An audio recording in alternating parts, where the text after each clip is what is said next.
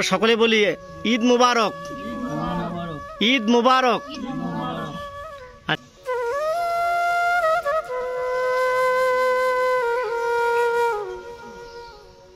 আসসালামু আলাইকুম রহমতুল্লাহ। সম্মানিত দিনী ভাই বোনরা, দেশ কিংবা প্রবাসে, আজকে আনারলিবের পক্ষ থেকে ঈদ উপহার সামগ্রী বিতরণ করা হচ্ছে।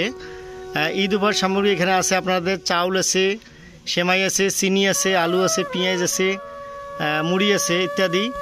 তো যাই হোক আপনারা আজকে ঈদ উপহার পেয়ে আপনাদের কেমন লাগতেছে? হ্যাঁ, তো আমরা সকলে বলি ঈদ মুবারক, ঈদ মুবারক। আচ্ছা, যারা দিয়েছেন আপনারা তাদের জন্য দোয়া করবেন।